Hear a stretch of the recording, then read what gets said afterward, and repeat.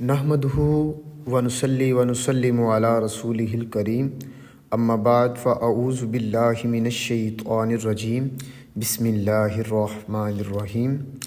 آج کا میرا موضوع ہے ولادت حضرت بی بی زینب علیہ السلام۔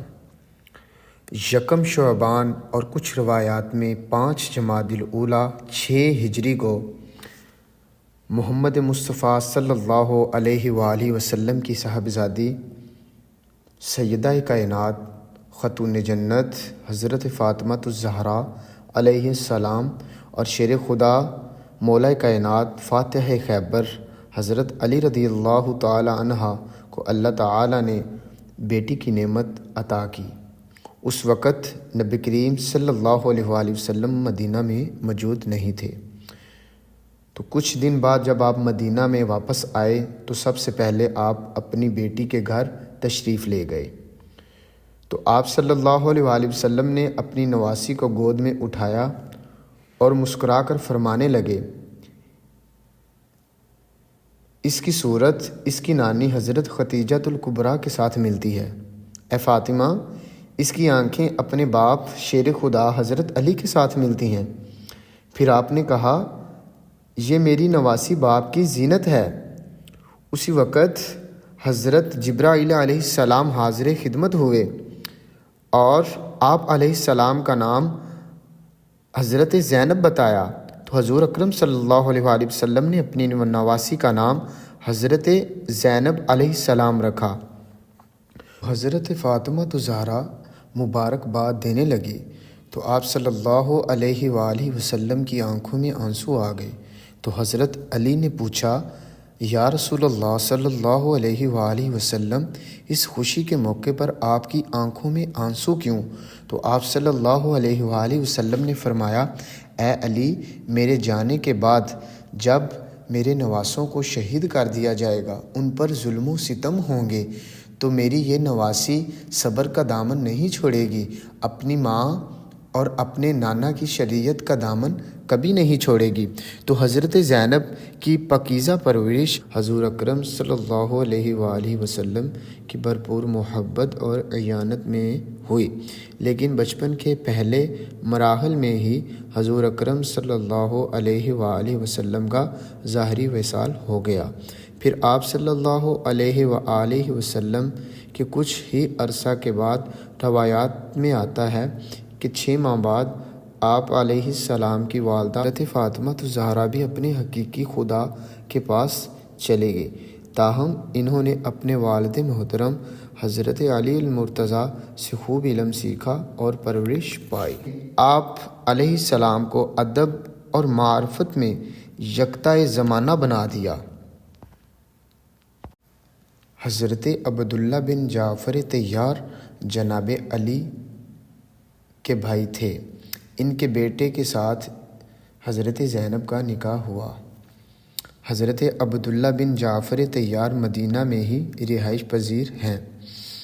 آپ فیاض ابن فیاض اور جود و سخاوت کے کتب تھے۔ آپ بنی ہاشم کے آخری فرد تھے جنہوں نے رسول اللہ صلی اللہ علیہ وآلہ وسلم کی زیارت کی اور صحبت اختیار کی۔ تو آپ صلی اللہ علیہ وآلہ وسلم نے حضرت عبداللہ کے لیے دعا فرمائی کہ اے اللہ، اس کو تجارت میں برکت عطا فرما۔ حضرت زینب علیہ السلام جب اپنے شوہر حضرت عبداللہ کی تجارت سخاوت کو دیکھتی تو بے حد خوش ہو جایا کرتی تھی۔ حضرت زینب سخاوت کرنے والی، مضبوط مستقبل مزاج اور بے مثال شخصیت کی مالک تھی۔ حضرت زینب کی للکار ان کے والد محترم شیر خدا مشکل کشا مولا کائنات حضرت علی المرتضیٰ جیسی تھی۔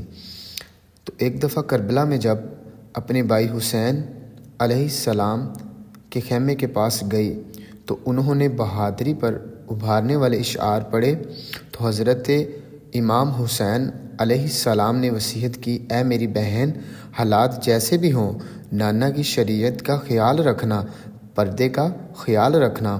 تو ایک واقعہ آپ کو بتاتا چلوں، جب آپ ایک دفعہ بیمار ہو گئی تو حضرت عبداللہ کہنے لگے، اے زینب چل تجھے حکیم کے پاس لے جاؤں۔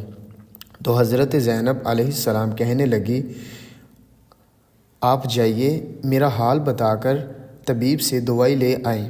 تو حضرت عبداللہ بن جعفر طیار کہنے لگے اے زینب شریعت میں اتنی تو گنجائش ہے کہ ڈاکٹر کے پاس چلی جائیں، اتنی گنجائش تو ہے کہ طبیب کو دکھایا جائے، تو چلی کیوں نہیں جاتی؟ تو حضرت زینب کہنے لگی شریعت میں گنجائش تو ہے عبداللہ، میری مجبوری یہ ہے کہ میں فاطمہ کی بیٹی ہوں، قربان جاؤں اس آقا کی نواسی پر جس کی ماں فاطمہ ہو، نانا نبی ہو، تو تربیت بھی ویسی ہی ہوگی۔ بیماری کی حالت میں شوہر کہہ رہا ہے کہ چل تجھے طبیب کے پاس لے جاؤں، لیکن قربان جاؤں ان کے الفاظ پر، آپ کہتی ہیں شریعت میں گنجائش تو ہے پر عبداللہ میری مجبوری یہ ہے کہ میں فاطمہ کی بیٹی ہوں، شریعت میں گنجائش تو ہے پر عبداللہ میں حسین کی بہن ہوں۔ صاحب ان کے الفاظ دیکھیں، آپ فرماتی ہیں کہ شریعت میں گنجائش تو ہے لیکن میں حسن کی بہن ہوں، شریعت میں گنجائش تو ہے پر لوگ مجھے محمد عربی کی نواسی کہتے ہیں، گنجائش تو ہے پر میں نکل نہیں سکتی۔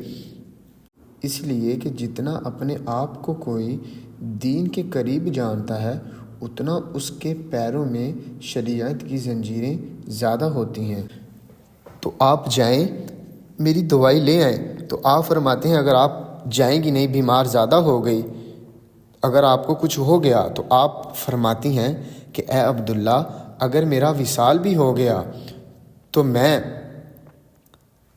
آخرت والے دن اپنی ماں فاطمہ کے سامنے جا کر کہوں گی اے ماں تیری بیٹی نے سب دکھ درد اپنے اس سینے پہ برداشت کیے لیکن تیری شریعت کو نہیں بھولی، قربان جاؤں اس بیٹی پر۔ تو جب ماں فاطمہ تو زہرا ہوگی، خاتون جنت ہوگی، تو بیٹی زینب ہی ہوگی۔